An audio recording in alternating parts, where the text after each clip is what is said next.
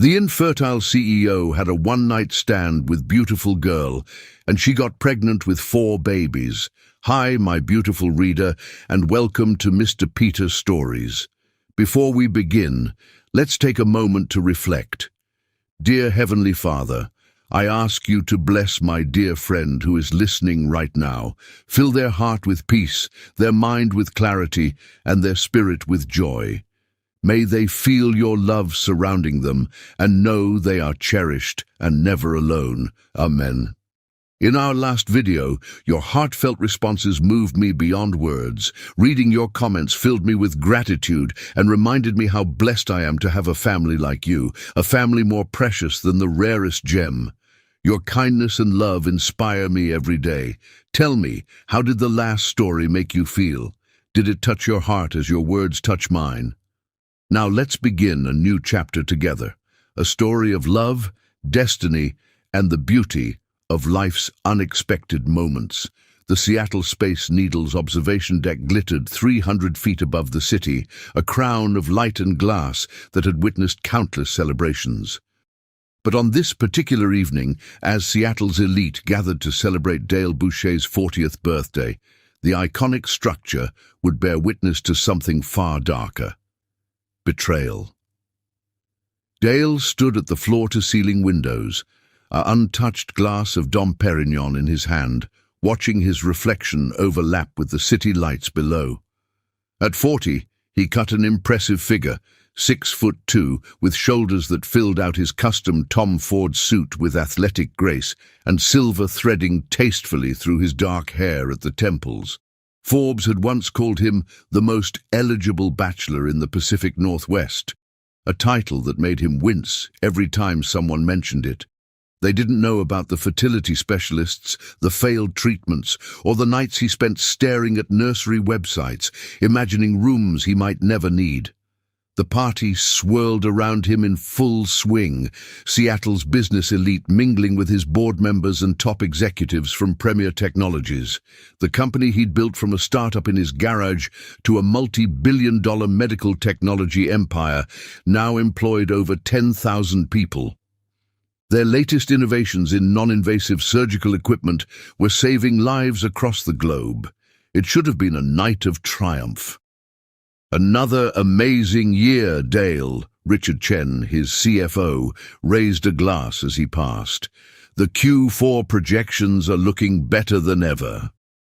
Dale nodded, his practiced smile sliding into place.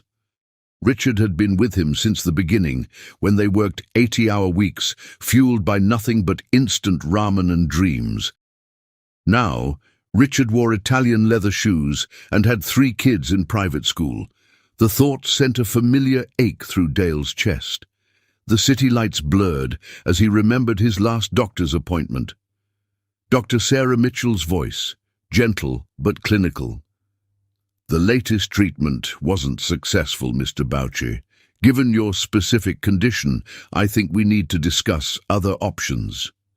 He'd sat there in her office, surrounded by photos of the families she'd helped create, feeling like the last man on earth. A burst of laughter drew his attention to the bar, where Marcus Wellington held court among a group of investors. Wellington, CEO of Meridian Medical, Premier's biggest competitor, hadn't been invited. His presence set off warning bells in Dale's mind, but confronting him would cause a scene.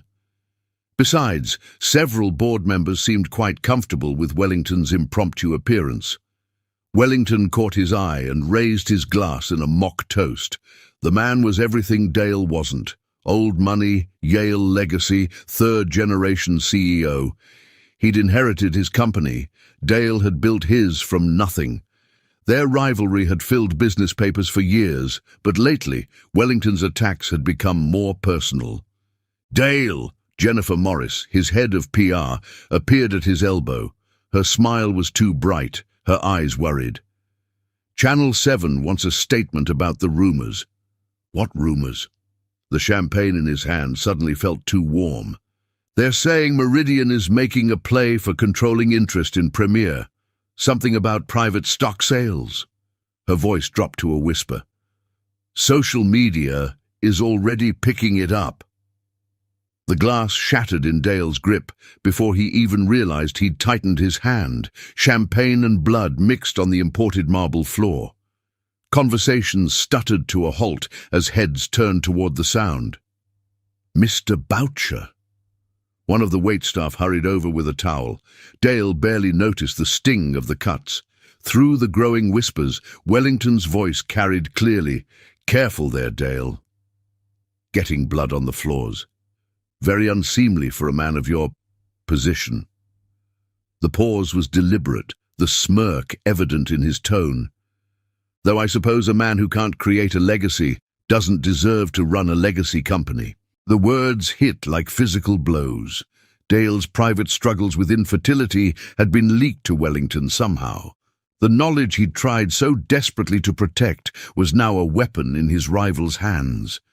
Looking around the room, Dale saw it in their faces, his board members, his trusted advisors, the slight shifts in posture, the averted gazes.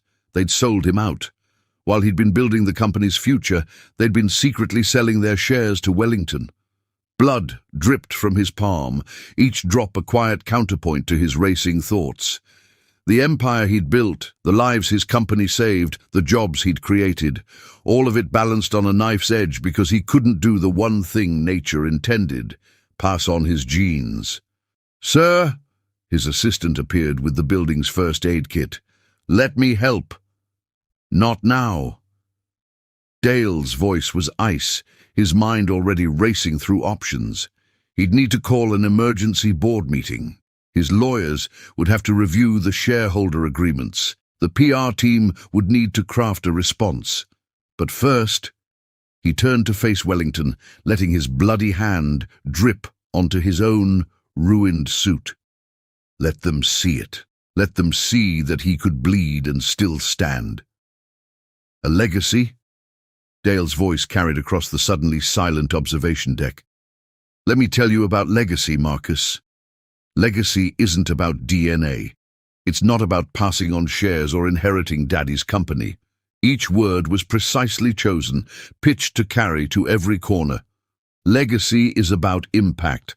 How many lives have your inherited patents saved this year? How many surgeons are using your equipment in developing countries? How many of your employees' children are attending college because of your stock options program?" He stepped forward, and despite the blood, despite the whispers, his presence filled the room. "You want to talk about creating things? I created hope for patients who had none. I created jobs for people who needed them. I created solutions to problems your R&D team said were impossible." His smile was sharp as broken glass. "And if you think you can take that away with some backroom deals and cheap shots about my personal life, you don't understand what the word legacy means." The silence that followed was absolute. Even the city below seemed to hold its breath. Wellington's smirk faltered for just a moment. Bold words from a man about to lose his company. "The board votes tomorrow, Dale. Maybe spend less time making speeches and more time counting your remaining shares." Dale looked at his bleeding hand, then at the faces around him, some guilty, some afraid, some calculating their next move. He'd built this company from nothing once. If necessary, he'd do it again. "Jennifer," he called to his PR head, pitching his voice to Carrie. "Call a press conference for tomorrow morning, 9 a.m. sharp. And get me Dr. Amit Patel from the Bloomberg School of Public Health on the line tonight." He turned to Wellington. "You want to play hardball? Fine, but remember, I didn't inherit my fighting skills. I earned them."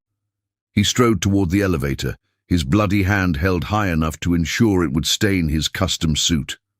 Let the photos hit social media. Let them see that Dale Boucher didn't hide his wounds. He wore them like battle flags. The elevator doors opened with a soft chime. Before stepping in, Dale turned back one last time. "Oh, and Marcus. Happy birthday to me." The doors closed on Wellington's reddening face, and Dale finally let his mask crack.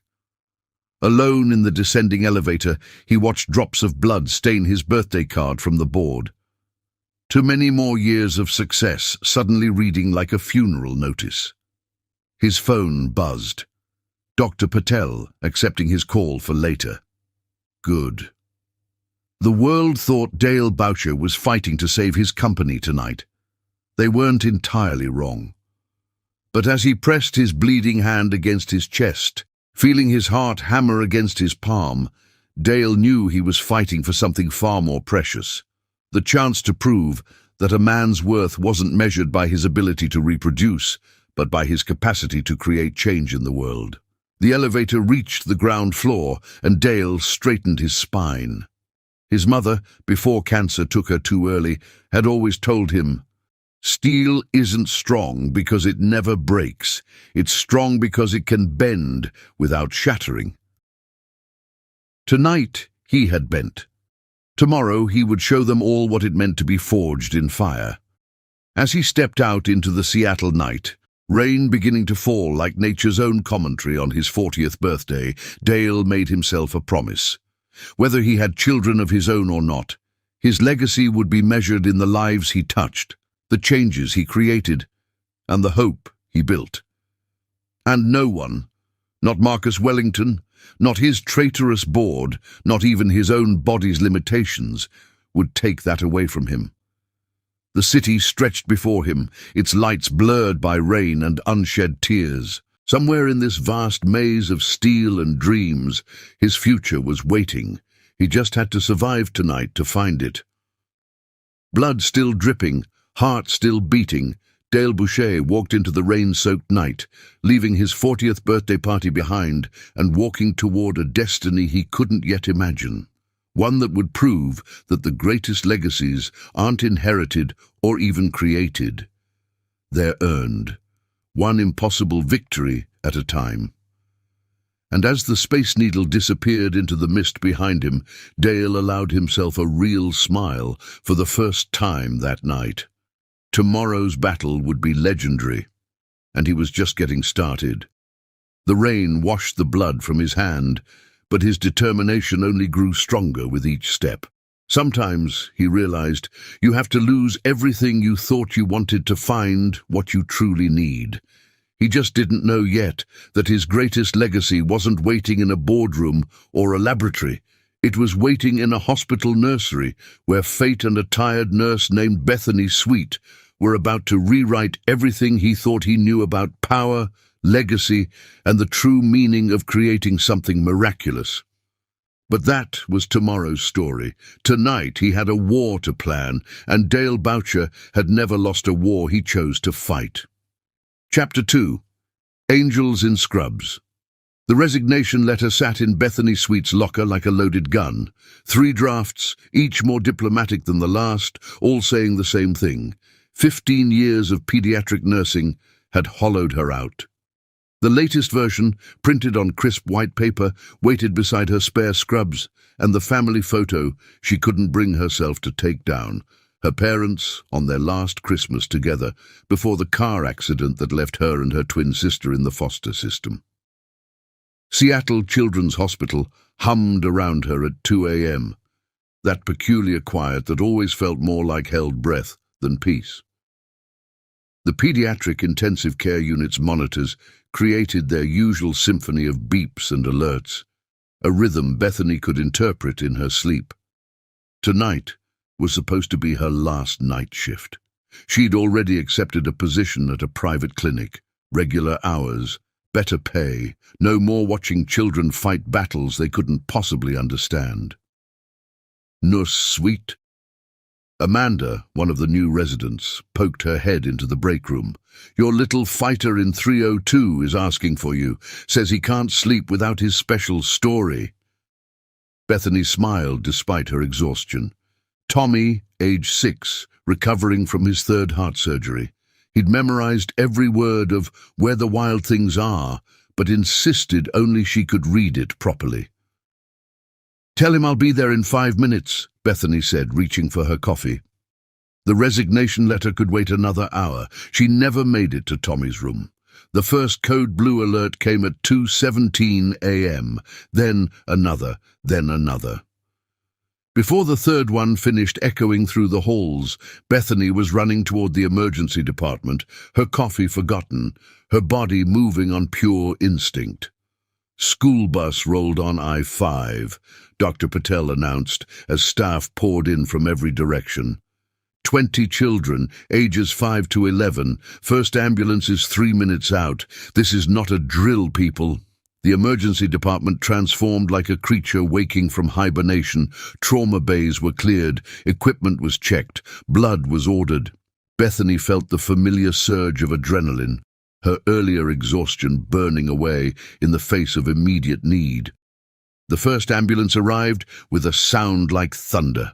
Paramedics burst through the doors with a stretcher that seemed too large for its tiny occupant. A girl, no more than 7, her blonde hair matted with blood, her Wonder Woman backpack still strapped to her chest. Multiple lacerations, possible internal bleeding, BP dropping. The paramedic rattled off stats as they moved. "She's been asking for her mom." Bethany fell into step beside the stretcher, her hand finding the girl's. "Hi, sweetheart. I'm Nurse Bethany. Can you tell me your name?" "Lucy," the child whispered through tears. "I want my mommy." "I know, honey. We're going to find her. Right now, I need you to be brave like Wonder Woman, okay? Can you do that for me?" Lucy's tiny fingers tightened around Bethany's as they wheeled her into Trauma Bay 1. And just like that, Bethany's world narrowed to this single point of contact. This one child, this one moment, this one battle. The next 6 hours passed in a blur of motion and desperate needs. More ambulances arrived, more children, more tears, more tiny hands reaching for comfort. Bethany moved from bed to bed, her skills on autopilot, while her heart broke and reformed with each new patient. At some point she found herself in Trauma Bay 3, helping to stabilize a boy with a collapsed lung. His dark eyes locked onto hers as Dr. Patel inserted the chest tube, and Bethany sang softly, an old lullaby her mother used to use, the one that always calmed the most frightened children. "You have a beautiful voice," a deep voice commented from behind her. Bethany turned, ready to ask whoever it was to leave the Trauma Bay, and found herself staring at Dale Boucher. The Dale Boucher, CEO of Premier Technologies, whose face she'd seen on countless magazine covers and news reports. He stood in the doorway wearing what had to be a bespoke suit, though it was rumpled now, and his right hand was bandaged. "Mr. Boucher, this is a restricted area," she started, but he held up his uninjured hand. "I know, I'm sorry. I was dropping off some equipment donations when I heard about the accident. I thought maybe I could help." There was something in his voice, a roughness, a vulnerability that made Bethany pause. The media painted him as a cold-hearted corporate titan, but the man before her looked lost, haunted even. Before she could respond, the boy on the bed whimpered. Instantly, Dale stepped forward, pulling something from his jacket pocket, a small stuffed dragon. "Hey there, warrior," he said softly, placing the dragon next to the boy's hand. "This is Blaze. He's very brave, just like you. Would you like to hear his story?" The boy nodded slightly, careful of his chest tube. And to Bethany's amazement, Dale Boucher, the billionaire CEO, pulled up a chair and began spinning a tale about a dragon who was afraid to fly until he learned that courage wasn't about not being scared. It was about flying anyway. Bethany found herself caught between monitoring her patient and watching this unexpected scene unfold. Dale's voice was gentle, his story simple but engaging. The boy's vital signs steadily improved as he listened, his small hand clutching the dragon. Over the next few hours, Dale moved from room to room, distributing stuffed animals and stories. He seemed to have an endless supply of both. Bethany kept crossing paths with him, each time noticing something new, the way his hands shook slightly when he touched the children's beds, The sadness in his eyes when he looked at the worried parents, the genuine warmth of his smile when a child hugged their new toy. At 3 a.m., she found him in the family waiting area, sitting with Lucy's mother, who had finally arrived. The woman was sobbing into her hands, and Dale was simply there, his presence somehow both powerful and gentle, offering silent support. "She's stable," Bethany announced, and watched both adults look up. "The surgery went well. She's asking for you, Mrs. Parker." As Lucy's mother rushed past to see her daughter, Dale stood, swaying slightly. Bethany noticed the shadows under his eyes, the way he favored his injured hand. "When did you last eat?" she asked, her nurse's instincts kicking in. He blinked, seemingly surprised by the question. "I don't remember." "Come on," she said, making a decision. "The cafeteria's closed, but we have decent coffee and sandwiches in the staff room." He followed her without argument, which told her more about his exhaustion than words could. The break room was empty, everyone else still dealing with the crisis. Bethany found herself making coffee and unwrapping sandwiches for a billionaire at 3 a.m., and somehow it felt perfectly natural. "Why are you really here?" she asked as she handed him a cup. "The truth, please. I've had enough PR speaks from hospital administrators to last a lifetime." Dale stared into his coffee for a long moment. "I couldn't sleep," he finally said. "Had a difficult evening. Saw the news about the accident. Thought maybe I could be useful here instead of staring at my ceiling." With an injured hand and wearing what looks like a $4,000 suit. $5,000, he corrected with a hint of a smile. "And the hand, that's part of the difficult evening."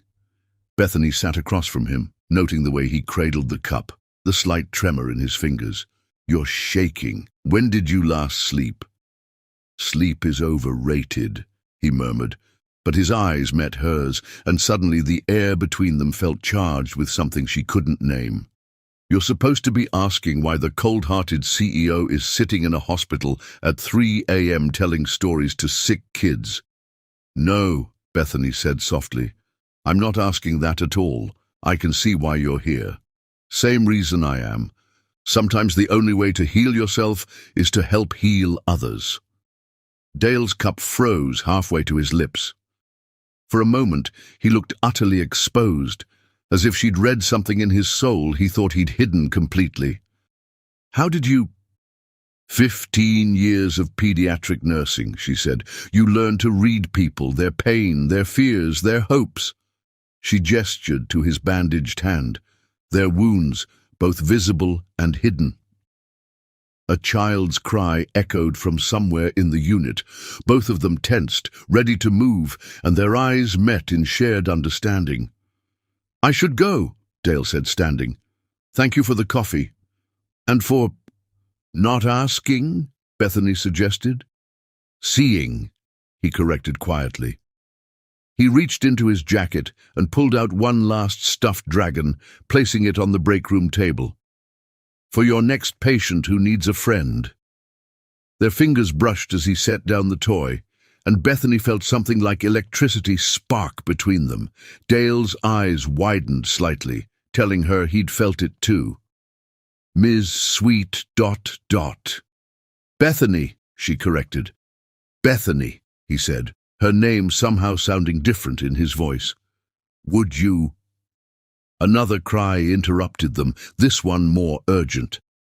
Bethany was moving before she could think, her body responding to the sound of a child in distress.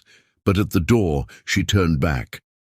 "I'm here every night this week," she said, surprising herself. "The coffee's always terrible, but the company tonight wasn't bad at all." Dale's smile transformed his entire face, erasing the corporate mask she knew from magazines, revealing something warmer, more real. "I may have more stuffed animals to deliver," he said. "It could take several nights." Then they were both moving, pulled back into the chaos of the emergency department. But as Bethany worked through the rest of her shift, she found herself thinking of sad eyes and gentle hands, of dragons and courage, of wounds both visible and hidden. The resignation letter in her locker seemed to fade from importance with each passing hour. By the time dawn painted the Seattle sky in shades of hope, Bethany knew she wouldn't be delivering it.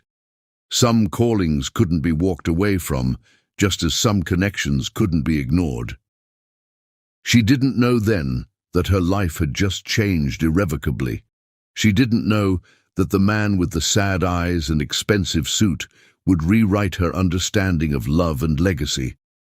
She didn't know that somewhere between midnight and dawn, between tragedy and hope, between coffee and stuffed dragons, she'd stumbled into the beginning of her own miracle. But she did know one thing. Tomorrow night, she'd make sure they had better coffee in the break room, just in case another sleepless billionaire needed a place to heal his hidden wounds. As she finally left the hospital, the morning sun warming her face, Bethany touched the stuffed dragon in her pocket. Sometimes the biggest miracles started with the smallest gestures. Sometimes healing began with a story about a dragon learning to fly, and sometimes, just sometimes, angels wore custom suits instead of scrubs. Chapter 3. Battlefield of Trust. The evidence wall in Bethany's apartment told two stories, the one she was investigating and the one breaking her heart. Premier Technologies' financials and incident reports created a complex web on her left wall, connected by red strings and sticky notes, but it was her right wall that haunted her. Candid photos of Dale reading to sick children, security footage of him delivering toys at midnight, newspaper clippings of his charity work that never made the front pages. Her HAP badge sat like an accusation on her desk as she stood in her date dress, still wearing the earrings Dale had sent that morning. The small box had arrived with a note. "These belonged to my mother. She wore them when she taught me that love is an action, not just a feeling. Will you wear them to dinner?" The earrings caught the light as Bethany traced a photo of Dale at a children's cancer ward. His public smile was nowhere to be seen. Instead, his face showed raw empathy as he held a crying child. Her fingers trembled as she touched the image. How could this man be the corporate villain she'd been sent to expose? Their first date had started as a tactical mission. Take him to dinner, gain his trust, find proof of corporate fraud.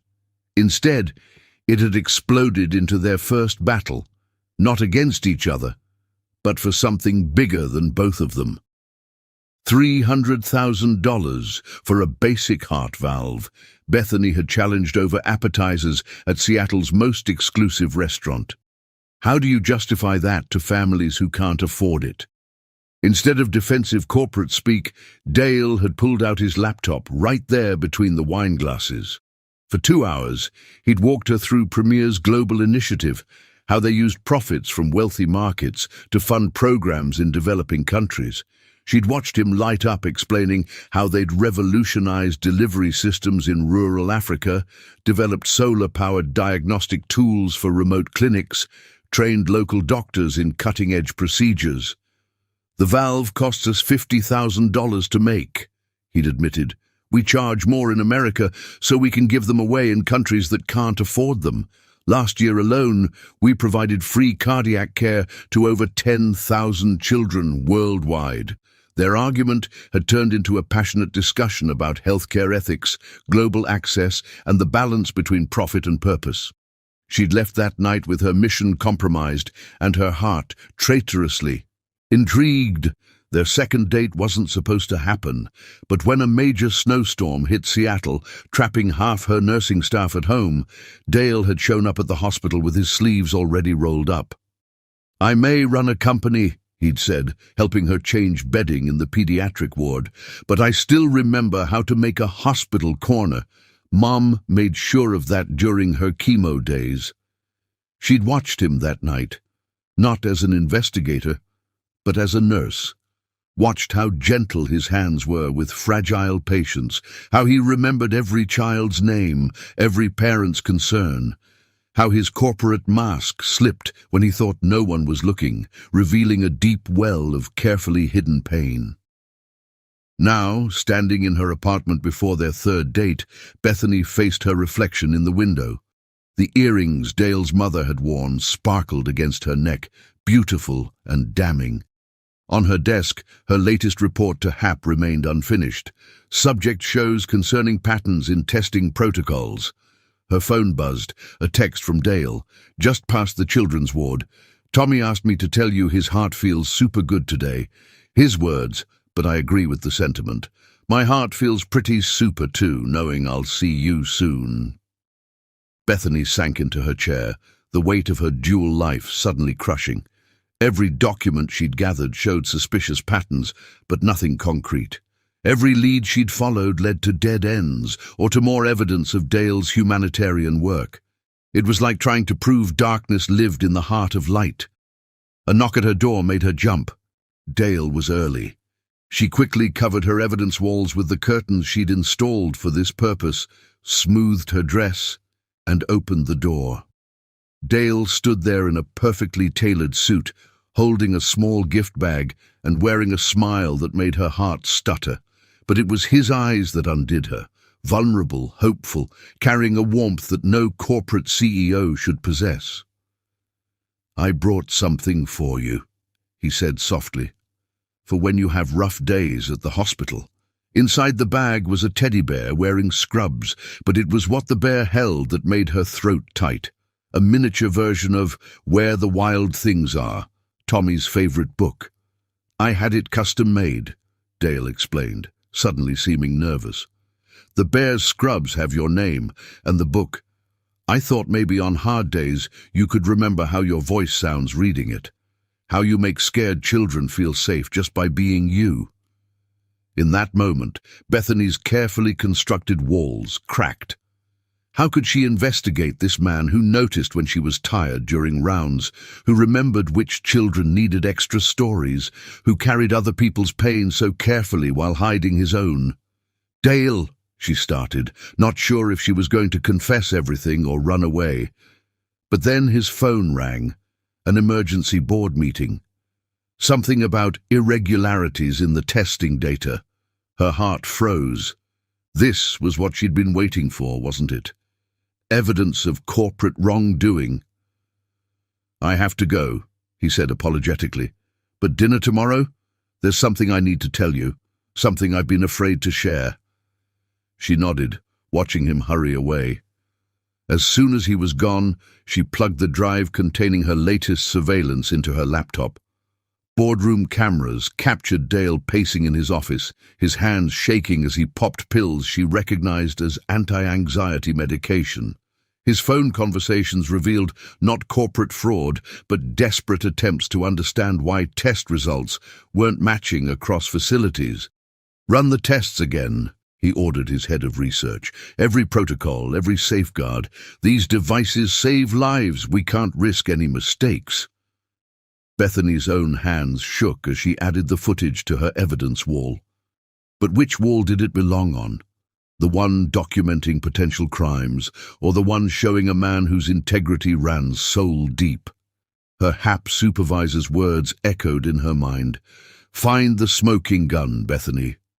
Every corporation has its dark side, even ones run by men who read to sick children. But what if they were wrong? What if, in their determination to find corruption, they'd targeted the one CEO who valued lives over profits?" Her phone buzzed again, another text from Dale. "I'm sorry about tonight, but I need you to know something.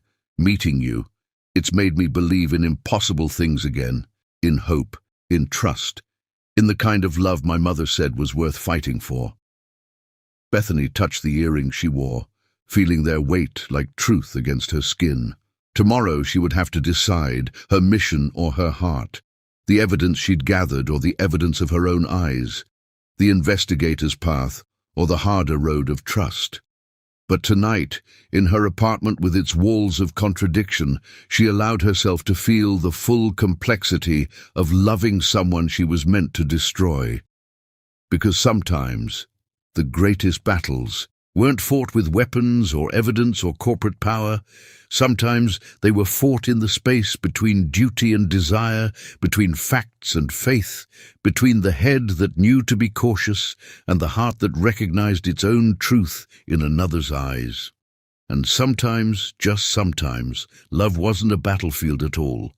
It was a surrender to something stronger than doubt, more powerful than fear, and more true than any evidence wall could ever capture. Chapter 4. The Night. Everything changed. The Seattle Children's Hospital Foundation Gala transformed the Grand Hyatt's ballroom into a garden of silver and blue lights. Crystal chandeliers cast prismatic patterns across evening gowns and tuxedos, while ice sculptures of children playing sparkled like frozen dreams. At the center of it all, Bethany Sweet stood in a midnight blue gown that seemed to capture starlight, her heart pounding with the weight of the USB drive hidden in her clutch. 2 hours earlier, she'd discovered the truth. The evidence had been buried in encrypted files on Meridian Medical servers, files that her HAP colleagues had finally cracked. Marcus Wellington hadn't just fabricated evidence against Premier Technologies. He'd orchestrated a years-long campaign to destroy Dale Boucher, starting with leaked medical records about Dale's infertility treatments. Now, watching Dale work the room in his perfectly tailored tuxedo, Bethany felt torn between urgency and heartbreak. He moved with practiced ease among Seattle's elite, but she could see the cost in the tension of his shoulders, the slight tremor in his hand as he lifted his champagne glass. Each smile looked more forced than the last. "Ms. Sweet." Marcus Wellington's voice behind her carried all the warmth of a snake's belly.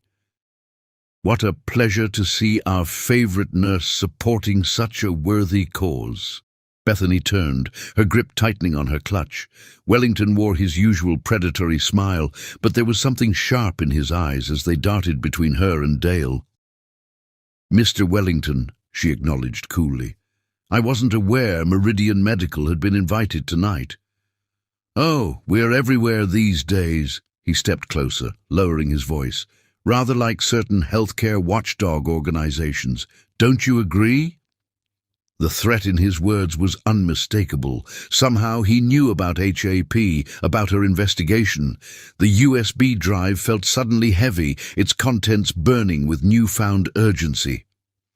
"If you'll excuse me," Bethany began, but Wellington's hand shot out, gripping her arm with casual cruelty. "You know," he said conversationally, "it's fascinating how often Dale's companions turn out to be more than they appear. One might almost think he has a type, women who betray him. Let go of me." Bethany's voice was steel, matching the strength she'd learned in 15 years of handling hospital emergencies. "Bethany!" Dale's voice cut through the tension. He appeared at her side, his expression darkening as he saw Wellington's grip on her arm. "Take your hand off her, Marcus. Now." Wellington released her with exaggerated courtesy, but his smile had turned vicious. "Just having a friendly chat about loyalty, Dale. Something you should understand quite well by now." The orchestra struck up a new song, the opening notes of "The Way You Look Tonight" floating through the ballroom. Dale's hand found the small of Bethany's back, protective and gentle. "Dance with me?" he asked her, though his eyes never left Wellington's face. She nodded, letting him guide her to the dance floor. His touch was tentative, as if he feared she might shatter, or perhaps he was the one in danger of breaking. "Are you all right?" he murmured, as they began to move with the music. "I need to tell you something," Bethany whispered back. "Something important. Not here. Somewhere private." Dale's steps faltered for just a moment before he recovered. "My office is 2 buildings over. We can take the private elevator." The song ended too quickly. They made their excuses to the hospital board members, Dale smoothly explaining that he needed to check some donor documents. No one questioned it. Dale Boucher's workaholic tendencies were legendary. The night air hit them like a shock as they crossed the sky bridge connecting the hotel to Premier's Tower. Seattle's lights sparkled below, a mirror of the stars above. Bethany's heels clicked against marble as they entered the executive elevator lobby. Dale pressed his thumb to the biometric scanner, and the elevator doors slid open silently. They stepped inside together, the air between them charged with unspoken words. "Dale," Bethany began as the elevator started to rise, "I haven't been completely honest with you." He turned to face her, his expression unreadable. "I know." Before she could respond, the elevator lurched violently. Lights flickered, then died. Emergency lights cast everything in an eerie blue glow as the car ground to a halt between floors. "Perfect timing," Dale muttered, reaching for the emergency phone. Dead silence met his attempt. No signal on my cell either. Bethany checked her own phone. Nothing. They were suspended 30 stories up, cut off from the world, with only battery-powered lights between them and darkness. "How long have you known?" she asked quietly. Dale loosened his bow tie, suddenly looking exhausted. "About Hap?" 3 weeks. About you being their investigator? 2 weeks. About Wellington's involvement, that I just figured out tonight watching him watch you. Why didn't you say anything? He laughed, but there was no humor in it. Why didn't you? We've both been keeping secrets, Bethany. I just never expected mine to hurt quite this much. The pain in his voice cut through her defenses. She opened her clutch, removing the USB drive. I found evidence tonight. Wellington fabricated everything. The patient complaints, the testing irregularities, it was all Meridian, not Premier. He's been systematically destroying evidence and planting false leads for years. Dale stared at the tiny drive as if it might bite him. Why? Why help me now? Because I know you, Bethany said softly. The real you, not the CEO in magazines or the target of my investigation. I know how you sing off-key to scared children, how you remember every nurse's birthday, how your hands shake when you think no one's watching, but you never let it stop you from holding a crying child. She stepped closer, her heart pounding. I know how you kiss like you're afraid of breaking something precious. How you look at families in the pediatric ward with such longing it hurts to watch. How you build empires but still carry stuffed animals in your car just in case a child needs comfort. Dale's breath caught. In the blue emergency light, she could see tears in his eyes. You weren't supposed to be real, he whispered. After Julia died, I swore I'd never trust anyone again. Julia? My wife. Former wife. She was Wellington's sister. The words seemed to cost him physical pain. She married me when Premier was just starting, filed for divorce the day after we got the first major FDA approval, called my infertility a convenient business liability. She'd been feeding information to Marcus the entire time. Understanding dawned like a bitter sunrise. That's why Wellington's attacks got so personal. He had inside information about your medical history. Dale leaned back against the elevator wall, sliding down until he sat on the floor, his perfect tuxedo wrinkled, his carefully maintained facade cracking. I thought I was protecting myself, keeping people at a distance. Then you walked into my life with your terrible coffee and beautiful heart, and suddenly all my walls meant nothing. Bethany sat beside him, close enough to feel his warmth, but not touching. I took this assignment because I believed corporations were putting profits over patients. I lost my parents to medical negligence, watching them die because some company decided their treatment was too expensive.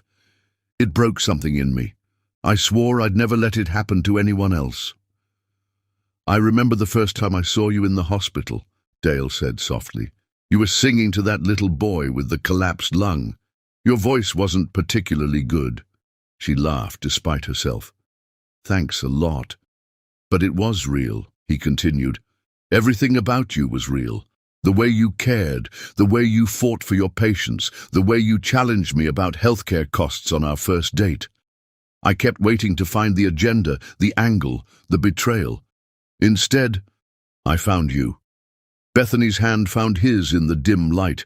"I kept waiting to find evidence that you were the villain in my story. Instead, I found a man who loses sleep worrying about sick children, who builds hospitals in countries that can't afford them, who carries wounds so deep he thinks he has to hide them from the world."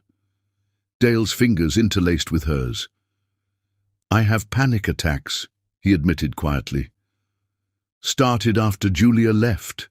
The board doesn't know. No one knows. Except you. You noticed in that board meeting last week, didn't you? When you suggested we take a coffee break right as it was starting. Your left hand always shakes first," Bethany said. "And you get a certain look in your eyes, like you're drowning but trying to pretend you can breathe underwater. How do you see me so clearly?" "The same way you see me." She turned to face him fully. "I was going to resign from HAP tonight. Before I found the evidence. I chose you weeks ago, Dale. The truth just gave me a better way to protect you." He reached up with his free hand, cupping her face. "I should be angry. I should feel betrayed. Instead, I just feel free," she finished for him. Their lips met in the blue darkness, but this kiss was different from all the others. This was truth meeting truth, broken pieces fitting together.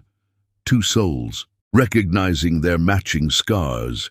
Dale's hands trembled as they tangled in her hair, but Bethany just held him closer, letting him feel that she was real, that she wasn't leaving, that some things were worth the risk of trust.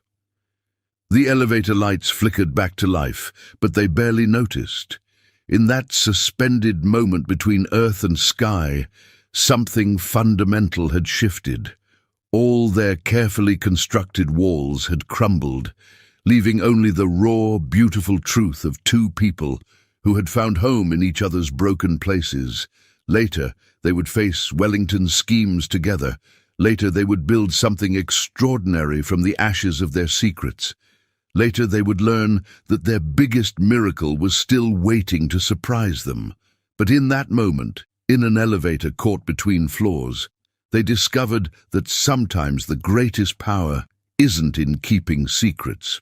It's in finding someone strong enough to help you carry their weight. And sometimes love isn't about being perfect. It's about being perfectly honest about your imperfections. The night had changed everything. But then again, maybe everything had been changing since the moment a tired nurse and a lonely CEO found each other in a hospital at 3 a.m., both thinking they were broken beyond repair, both about to discover that the best love stories start with two people brave enough to let their guards down and their hearts open, even if it takes a stuck elevator to make it happen. Chapter 5. Storm Warnings. The pregnancy test sat on Bethany's bathroom counter like a live grenade. 3 minutes had never felt so long. Outside, Seattle's infamous rain pelted her apartment windows, providing a drumbeat to her racing thoughts. 2 weeks of morning sickness she'd attributed to stress. The unexpected dizziness during hospital rounds. The strange cravings for foods she normally hated. Her phone buzzed. Dale was on his way over. She'd called him in a panic after nearly fainting during her shift, and he'd immediately left a board meeting. That was 20 minutes ago. Now, staring at the plastic stick that could change everything, she wondered if she should have waited to tell him. The timer on her phone chimed just as thunder cracked overhead. With trembling hands, she picked up the test. Positive. The world tilted sideways. She grabbed the counter for support, her mind racing through impossibilities. Dale's infertility wasn't just a medical fact. It had been confirmed by multiple specialists over years of testing. The most recent doctor had been brutally clear. The chance of natural conception is effectively zero.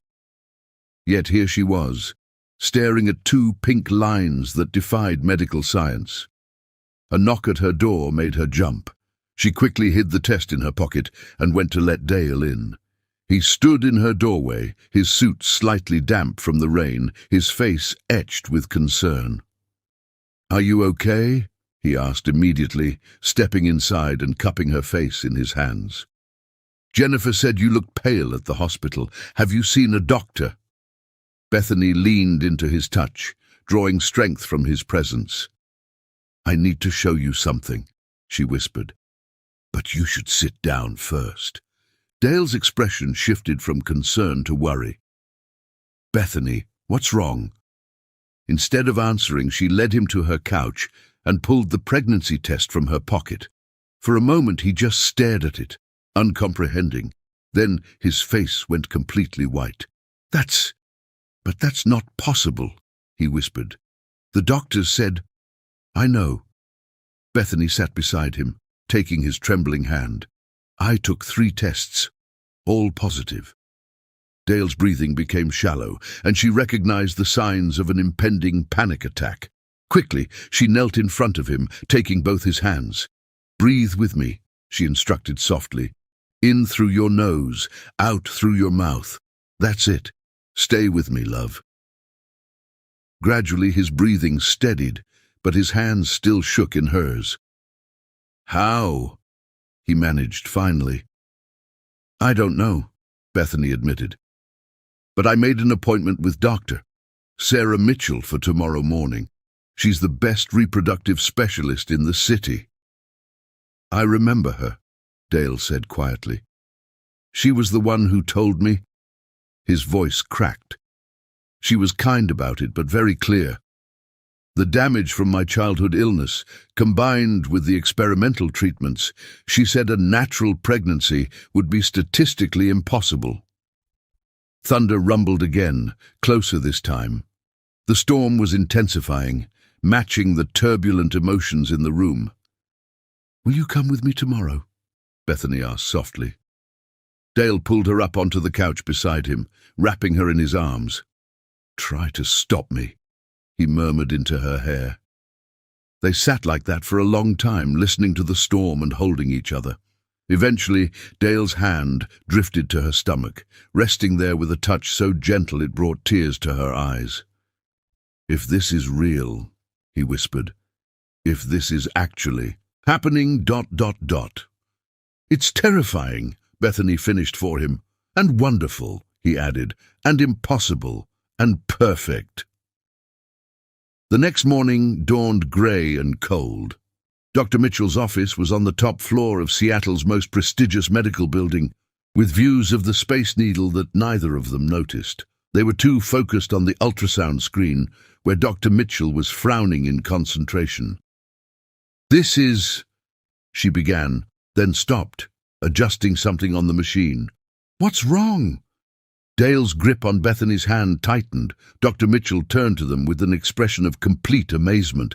"Nothing's wrong, but I'm seeing something extraordinary. There aren't just 2 heartbeats." "Twins," Bethany whispered. "No." Dr. Mitchell turned the screen toward them. "Quadruplets, 2 sets of identical twins, all with strong heartbeats." The room seemed to spin. Dale sat down hard in the nearest chair, while Bethany stared at the screen in shock. That's impossible," Dale managed finally. "Apparently not." Dr. Mitchell's voice was gentle, but excited. "Mr. Boucher, given your medical history, this is unprecedented. The odds against natural conception were astronomical. The odds against quadruplets, especially 2 sets of identical twins. I've never seen anything like this in my entire career." She spent the next hour walking them through what this meant. High-risk pregnancy, constant monitoring, possible bed rest, the risks and challenges ahead of them. But Dale and Bethany were only half listening.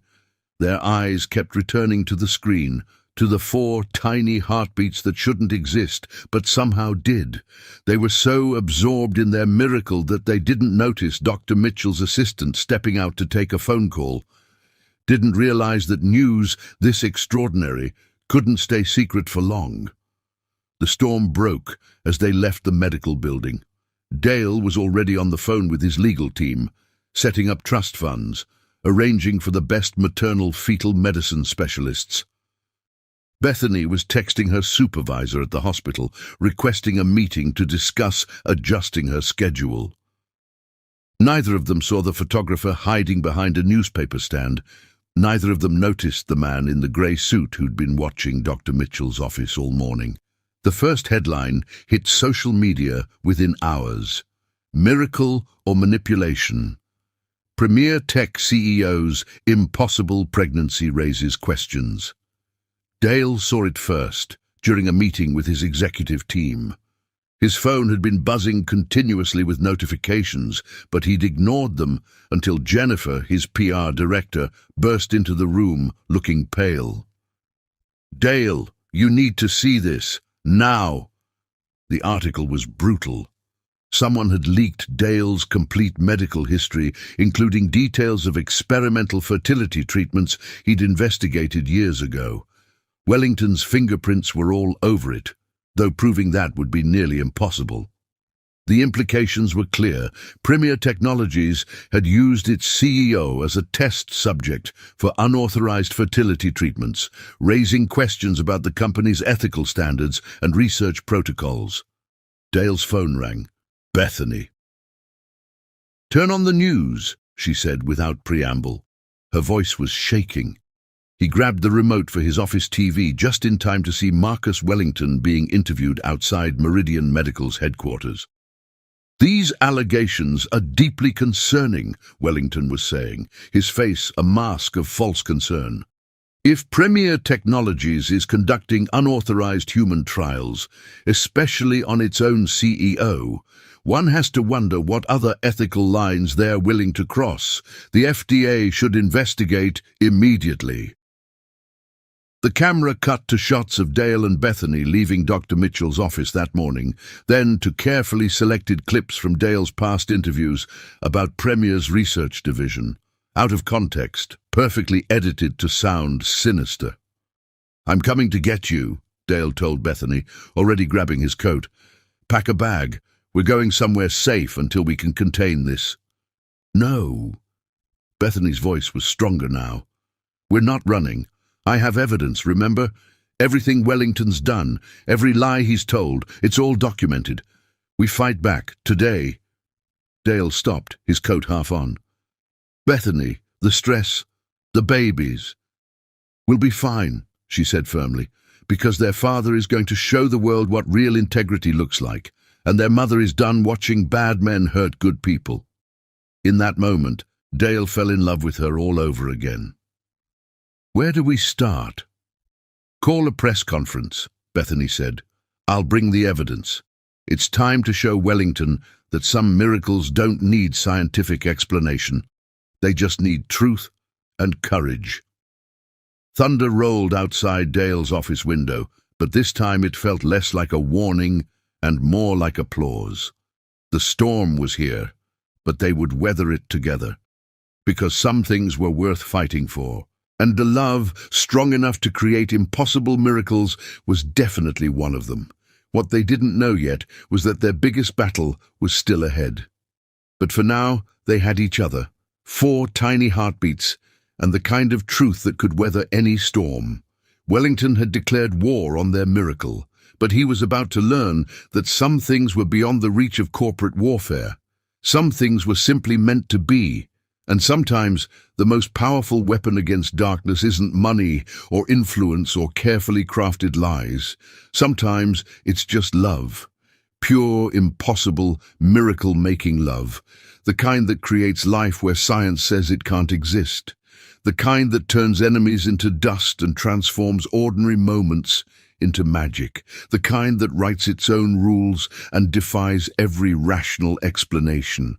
the kind that was growing inside Bethany, 4 tiny proofs that the heart knows things logic can never understand. The storm was just beginning, but so was their greatest adventure, and they were ready for both. Chapter 6. Love's Testimony. The Premier Technologies press room had never been so crowded. Journalists packed every seat, with more standing along the walls, their cameras and phones creating a forest of electronic eyes. The air hummed with speculation. Why had Dale Boucher called an emergency press conference? Was he stepping down? Would he address the brewing scandal about unauthorized fertility treatments?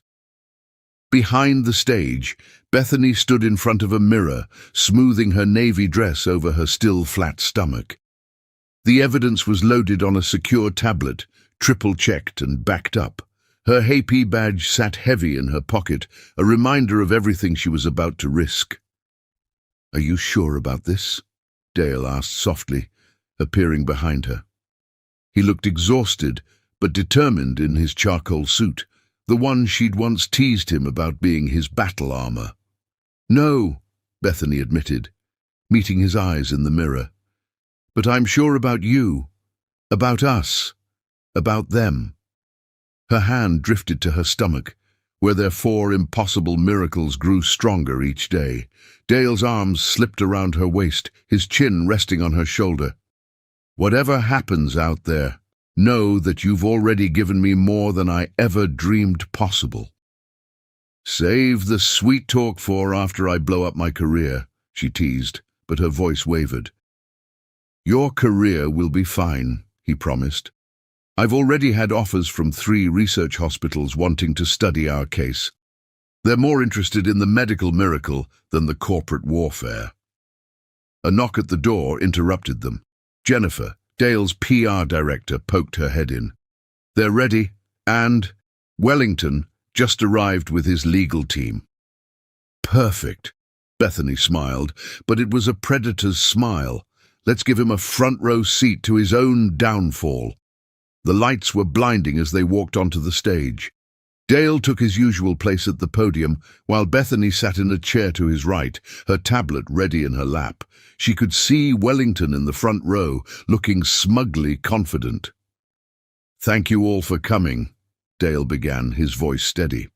"Before we address the recent allegations about Premier Technologies' research protocols, there's something else we need to discuss, a truth that's been hidden for too long." He turned to Bethany, extending his hand. She rose and joined him at the podium, her heart pounding but her spine steel straight.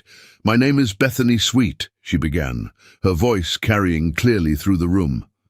"For the past 6 months, I've been working undercover for the Healthcare Accountability Project, investigating allegations of corporate fraud at Premier Technologies." The room erupted in gasps and camera clicks. Wellington's smirk grew wider, until Bethany continued. "What I found wasn't what anyone expected. The fraud existed, but not at Premier. The evidence led somewhere else entirely." She picked up her tablet, and the screen behind her came to life with documents, emails, and financial records. "It led to Meridian Medical and Marcus Wellington." The smirk vanished from Wellington's face as Bethany methodically laid out her case. The falsified test results, the doctored patient complaints, the systematic campaign to destroy Premier's reputation. "But the most damaging evidence," Bethany continued, her voice growing harder, "was personal. Mr. Wellington didn't just attack Premier Technologies. He used private medical information about Dale Boucher's infertility treatments to orchestrate a smear campaign.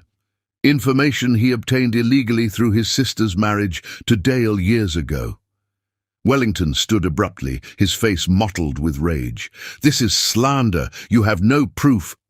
"Actually," Dale cut in smoothly, "we have your own emails." He nodded to Jennifer, who clicked to the next slide. Wellington's private correspondence filled the screen, including messages about using Dale's medical history as leverage. "You didn't count on one thing, Marcus," Dale said quietly. You didn't count on love being stronger than hate. Bethany took over again, her voice steady, despite the tears in her eyes. I came to Premier looking for a villain. Instead, I found a man who spends his free evenings reading to sick children, who builds hospitals in countries that can't afford them, who carries the weight of 10,000 employees' livelihoods on his shoulders, but still notices when a nurse is having a bad day. She turned to face Dale fully now, speaking to him rather than the cameras. I found a man who taught me that true power isn't about destroying your enemies. It's about lifting up those who need help. A man who made me believe in miracles long before we knew we were carrying 4 of them. The room went completely silent at that revelation. Even Wellington seemed stunned. Yes, Dale confirmed, his voice thick with emotion. We're expecting quadruplets, 2 sets of identical twins. Medically impossible, according to every specialist we've seen. But then again, the best kinds of love stories don't play by the rules. He faced the reporters, his hand finding Bethany's. Premier Technologies has never conducted unauthorized fertility treatments. Our miracle is exactly that, a miracle. One that proves that sometimes the heart knows things science can't explain. The Healthcare Accountability Project, Bethany added, has already forwarded all evidence of Meridian Medical's illegal activities to the SEC and FDA. Mr. Wellington, I believe there are some federal agents waiting to speak with you outside. As if on cue, 2 men in dark suits appeared at the press room doors. Wellington's face went from red to pale as he realized the game was truly over. You'll regret this, he snarled as the agents approached. Both of you. No, Marcus, Dale said calmly. The only regret here is that you never understood what real power looks like. It's not in destroying others. It's in being brave enough to love despite the risk of pain. It's in choosing truth over pride. It's in believing in impossible things and fighting for them with everything you have. The agents led Wellington away, but neither Dale nor Bethany watched him go. They were too busy looking at each other, seeing in each other's eyes the future they'd fought so hard to protect. The press conference dissolved into chaos as reporters shouted questions, but Dale and Bethany remained in their own world for a moment longer. I love you, he whispered just for her ears, every impossible bit of you. Even though I investigated you, she whispered back, especially because you investigated me. You saw all my flaws, all my battles, all my scars, and you chose to fight beside me anyway. The questions from reporters finally penetrated their bubble. Ms. Sweet, will you continue nursing? Mr. Bucci, how will this affect Premier's stock?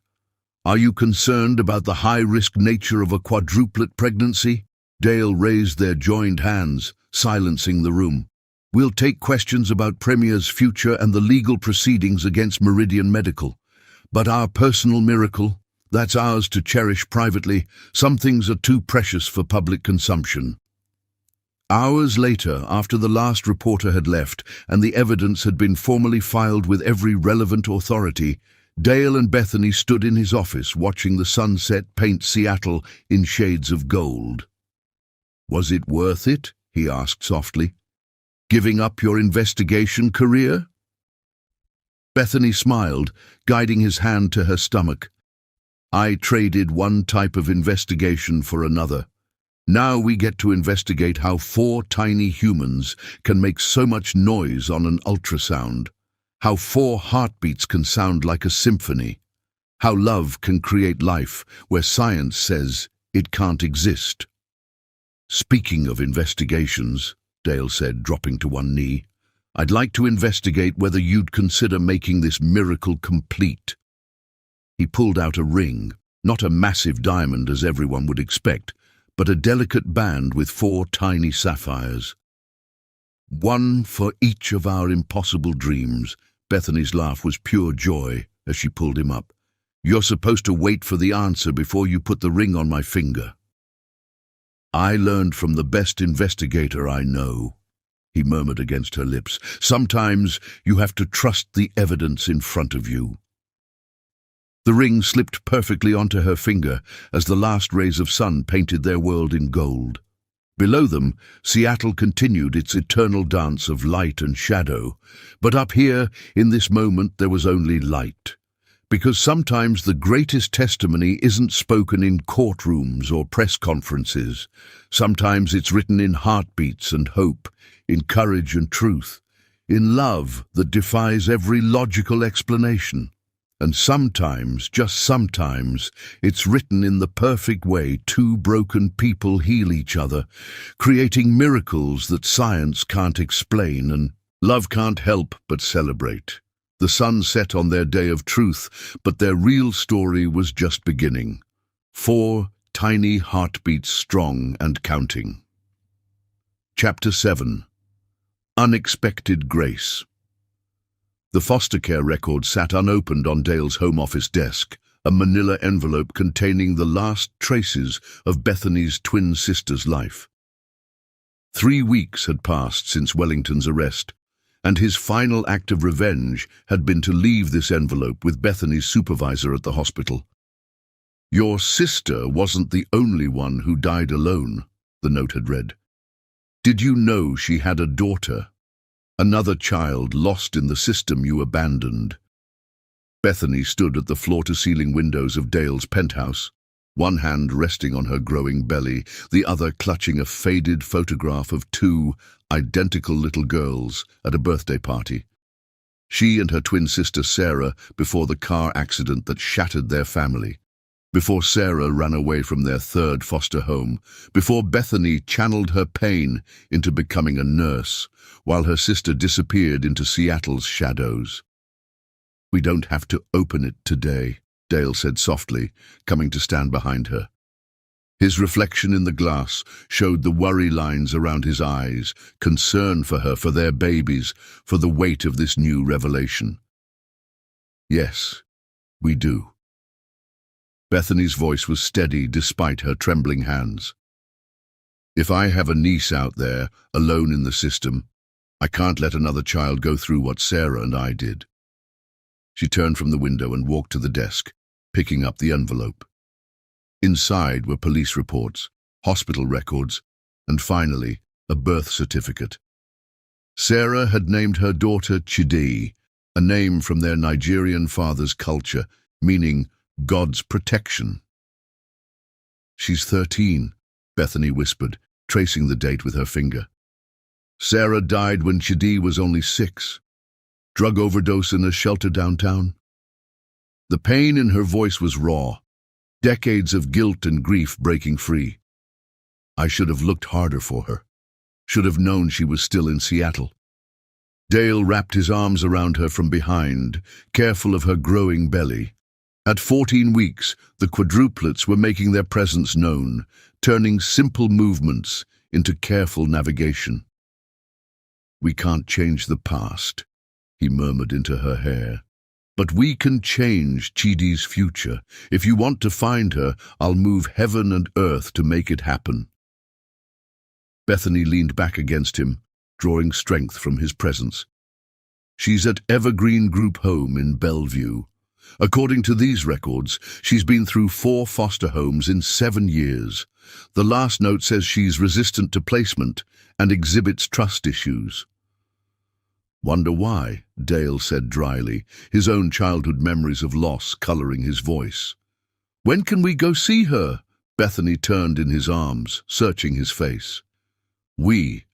Dale, this isn't your responsibility. With the babies coming and Premier still recovering from the Wellington scandal." "Stop!" He pressed a finger to her lips. "First, nothing about you is a responsibility. You're a gift I thank God for every day. Second, those babies are miracles, but they're not the only kind of miracle worth fighting for. And third," he took a deep breath, "I know what it's like to be the kid that no one wants to deal with, the one with too many issues, too much baggage. If Chidi is family to you, she's family to me." Tears spilled down Bethany's cheeks as she kissed him fiercely. When they broke apart, she was already reaching for her phone. "I'm calling the social worker. Today. Now." 2 days later, they sat in a stark meeting room at Evergreen Group Home. The walls were painted an institutional beige, decorated with faded motivational posters. The social worker, Ms. Chen, reviewed their paperwork with raised eyebrows. "You understand this won't be easy," she said, looking between them. "Chi-Di has significant trust issues. She's intelligent, brilliant actually, especially in science, but she doesn't let people close. And with your high-risk pregnancy—" "I'm her aunt," Bethany interrupted firmly. "Her mother was my twin sister. I'm all the blood family she has left. And I'm a guy who knows something about losing parents too young," Dale added quietly. "We're not looking for easy. We're looking for family." Miss Chen studied them for a long moment, then nodded. "Wait here." The 10 minutes they waited felt like years. Bethany paced despite her doctor's orders to take it easy, while Dale sat perfectly still, his leg bouncing with nervous energy. When the door opened, they both froze. Chi-Di was tall for 13, with Bethany's high cheekbones and Sarah's defiant chin. She wore ripped jeans and a hoodie covered in hand-drawn chemical formulas. Her eyes, so like Sarah's it made Bethany's heart ache, swept the room with practiced wariness. "Chi-Di," Ms. Chen said gently. "This is your Aunt Bethany and her fiancé, Dale." The girl's expression didn't change, but her hands tightened on her backpack straps. "I don't have an aunt." "Yes, you do." Bethany's voice cracked as she pulled out the old birthday photo. "This is your mum and me. We were twins. I lost track of her after we were separated in foster care. I didn't know about you until 2 days ago, or I would have come sooner. So much sooner." Chi-Di took the photo with trembling fingers. "Mum had this same picture," she whispered. "It burned in our last apartment." "I have more," Bethany said quickly. "Albums full, and stories. So many stories about your mom when we were kids, about your grandparents, about where your name comes from." "Why now?" Chi-Di's voice was sharp with years of protective anger. "Mom died 7 years ago. Where were you then?" "Fighting the wrong battles," Bethany admitted. "Trying to fix a broken healthcare system instead of fixing my broken family. I was wrong, and I'm so sorry. But I'm here now, if you'll let me be." "We both are," Dale added softly. He hadn't moved from his chair, instinctively understanding that this skittish teenager needed space. "No pressure, no expectations. Just family if you want it." Chi-Di's eyes fixed on Bethany's slightly rounded belly. "You're pregnant." "Yes, quadruplets, if you can believe it. 2 sets of identical twins." Something flickered in Chi-Di's eyes. Interest, maybe even a hint of scientific curiosity. "That's statistically improbable. The odds of naturally occurring quadruplets with 2 sets of identical twins are approximately 1 in 70 million. Dale grinned. "She's right. Our doctors are writing papers about it." "You like science?" Bethany asked hopefully. Chi-Di shrugged, but her fingers traced one of the formulas on her hoodie. "Chemistry makes sense. Molecules don't lie or leave." The words hit like physical blows, but Bethany pushed through the pain. "No, they don't. But sometimes people who've left come back. Sometimes they bring physics-defying miracles and impossible hopes and promises they intend to keep." "Pretty words," Chi-Di muttered, but she hadn't let go of the photo. "Not words," Dale said quietly. "Actions. We've already started the paperwork to become certified foster parents.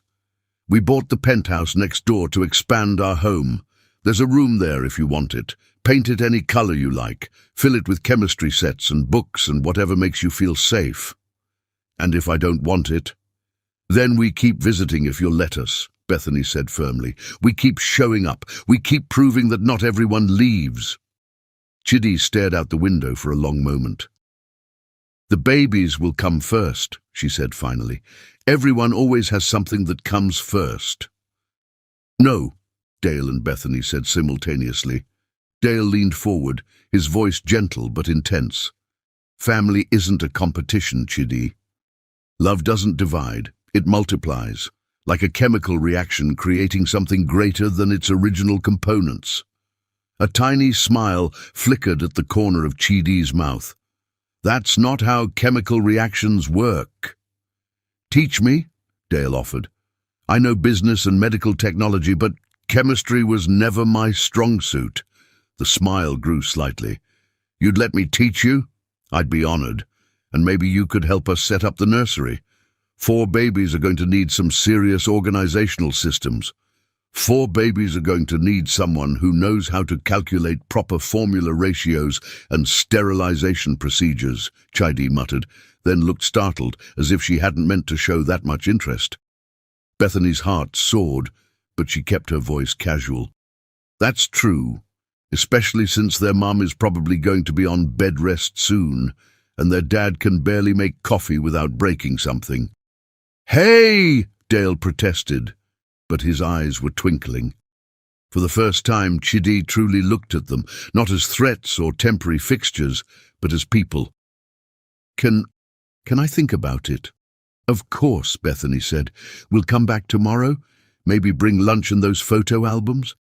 Chidi nodded slowly. I have chemistry club until 3. We'll come at 4, Dale promised. Give you time to decompress after school. As they stood to leave, Chidi suddenly stepped forward and thrust the birthday photo at Bethany. Keep it safe, she asked, her voice small, just in case. Bethany understood what she couldn't say. Keep it safe until I trust you enough to look at it again.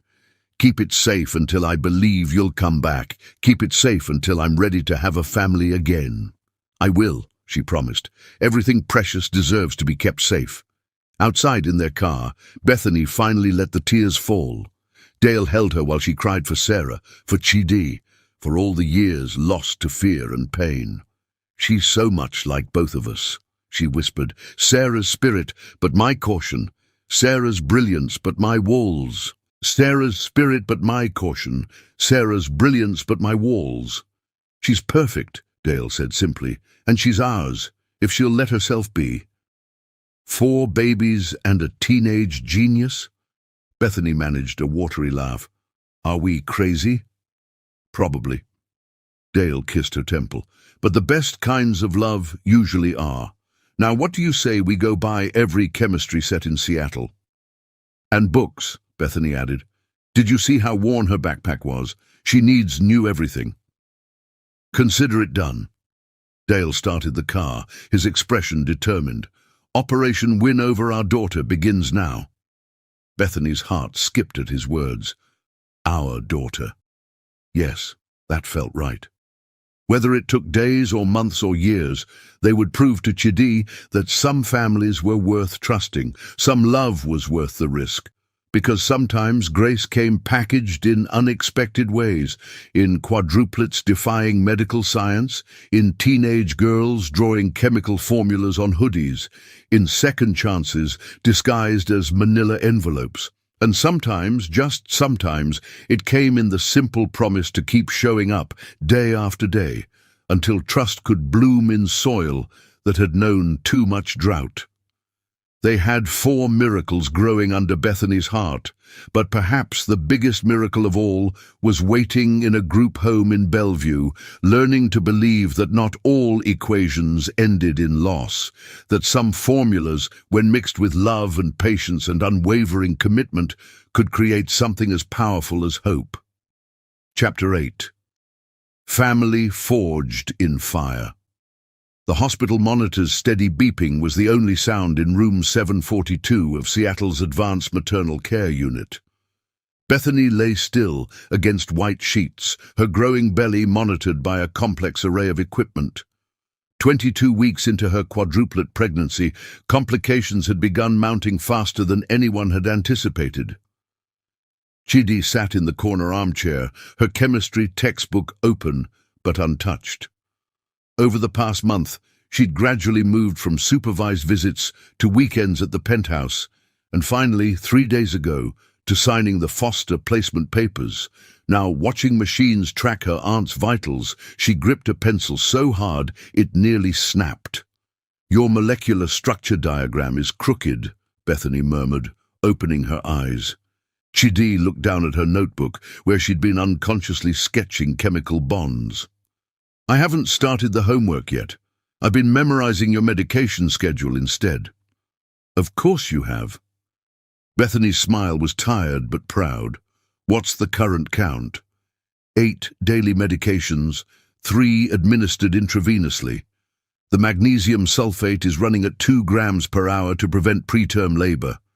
Your blood pressure is hovering at 142/90, which is still higher than optimal, but better than yesterday. Chidi rattled off the statistics with practiced ease. Dr. Mitchell wants to start corticosteroids for the baby's lung development, but she's worried about how it might affect your blood pressure. Look at you, speaking medical terminology like a pro. Dale's voice came from the doorway. He carried 3 cups of coffee and a paper bag that smelled like Chidi's favorite cinnamon rolls from the bakery down the street. The nurses have been teaching me, Chidi said, accepting a hot chocolate. She wasn't allowed coffee yet, despite her protests about the chemical benefits of caffeine. Melissa showed me how to read the fetal monitors. Each baby has their own distinct heart rate pattern. Did you know that? Dale settled into the chair beside Bethany's bed, taking her hand. I did not. Tell me more? A month ago, Chidi would have withdrawn at the invitation to share knowledge, too used to being dismissed as a know-it-all. Now, she set aside her textbook and moved closer to the monitors. See these 2 lines? Those are the identical twin girls. Their patterns are similar but not exactly the same. The boys' patterns are here and here. They're slightly faster on average.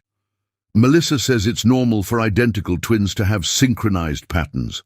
It's like they're already communicating. Just like their big sister, Bethany said softly, always keeping track of them. The word sister still made Chidi pause, but she didn't flinch away from it anymore.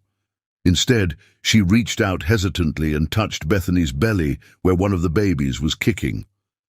That's Maya, she said confidently. She's the most active between 10 a.m. and noon. I've been charting their movement patterns. Dale pulled a worn notebook from his briefcase, Chidi's pregnancy observations, filled with detailed notes and graphs, tracking everything from fetal movement to Bethany's vital signs. He'd had it bound in leather after finding Chidi asleep one night surrounded by loose papers covered in meticulous documentation. Have you updated the charts from last night? He asked, knowing how much she valued the responsibility. Chidi shook her head. I was waiting for the morning blood pressure reading, but I did start a new section on amniotic fluid levels. Dr. Mitchell said they're crucial indicators at this stage. The casual way she used medical terminology made Bethany's heart ache with pride and sadness. No 13-year-old should be so well-versed in pregnancy complications, but Chidi had thrown herself into understanding every aspect of the high-risk pregnancy, as if knowledge could somehow protect them all from loss. A sharp pain made Bethany gasp, her hand tightening on Dale's. Instantly, Chidi was checking monitors while Dale hit the call button. Contractions? Chidi asked professionally, though her hands trembled slightly. Just pressure, Bethany managed. The babies are getting crowded in there. Dr. Mitchell arrived before the conversation could continue. She reviewed the monitors with a frown that made Chidi step closer to Bethany's bed protectively. The contractions are getting more frequent, the doctor said finally. We need to increase the magnesium sulfate. Bethany, I'm putting you on complete bed rest. No sitting up except for absolutely necessary medical procedures. But that means she can't come to my science fair next week, Chidi blurted, then immediately looked embarrassed at revealing she'd been counting on their presence. Dale wrapped an arm around her shoulders. I'll be there. Front row, embarrassing proud dad signs and all. The babies are the priority, Chidi said quickly, but her disappointment was visible. No, Bethany said firmly, despite her discomfort. Dale's right. He'll be there with the signs, And I want every detail recorded in that notebook of yours, so you can tell me everything afterward." "Speaking of details," Dr. Mitchell interjected gently, "Chidi, would you mind sharing your observations about the fetal movement patterns? The nurses mentioned you've been tracking them systematically." For the next 20 minutes, Chidi walked the doctor through her charts and graphs. Her scientific precision drew admiring comments from Dr. Mitchell, while her intimate knowledge of each baby's patterns revealed the depth of her emotional investment. "This is remarkable work, Doctor," Mitchell said finally. "Would you consider letting me share your documentation method with other families expecting multiples? Your system could help a lot of parents track their baby's development." Chidi's eyes widened. "Really? But I'm just a kid." "You're a scientist," Dale corrected.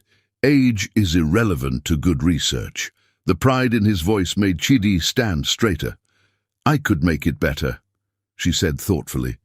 "Maybe create an app with standardized input fields and automated pattern recognition." "After the science fair," Bethany reminded her with a smile. "One world-changing project at a time." Another contraction hit, stronger this time. Chidi was instantly back in caretaker mode, adjusting pillows and checking monitors, while Dale spoke quietly with Dr. Mitchell. "Mom." The word slipped out so softly that at first Bethany thought she'd imagined it. But Chidi was looking at her with worried eyes, one hand still resting on her belly where the babies kicked. "Should I get the nurse?" Bethany blinked back tears at the precious gift of that single word. "No, sweetheart. Just stay close." Chidi nodded, perching on the edge of the bed. "Always. Someone has to keep track of these troublemakers' vital signs." Dale returned to find his daughter teaching his fiancé the chemical structure of the medications keeping their babies safe, while said babies performed what felt like synchronized swimming. The scene was nothing like the family he'd imagined as a lonely CEO, and everything like the miracle he'd never dared to hope for. "Dad?" Chidi's voice broke into his thoughts. "Can you quiz me on the medication timing while I update the charts? Only if you help me practice my embarrassing science fair cheers afterward," he countered, pulling up a chair. Chidi rolled her eyes but couldn't hide her smile. "Fine, but no chemistry puns on the signs." "Too late," Bethany laughed. "He already ordered custom t-shirts that say, 'My daughter's science fair project has great chemistry.'" The look of mortified joy on Chidi's face was worth every contraction, every worry, every moment of fear. Because family wasn't just about blood or genetics or perfect circumstances. Sometimes it was about choosing each other every day, about turning medical crises into opportunities for connection, about letting love rewrite the equations of belonging until fear gave way to trust. And sometimes, in the quiet moments between monitor beeps and medication schedules, it was about watching a brilliant young girl learn that she didn't have to earn her place in their hearts. She already had it, permanently. No chemical bonds required. Chapter 9, Legacy of Love. The Premier Technologies boardroom buzzed with tension as Chidi stood at the podium, her presentation queued up on the massive screen behind her. At 13, she barely reached the microphone, but her spine was straight as she faced the row of executives and board members.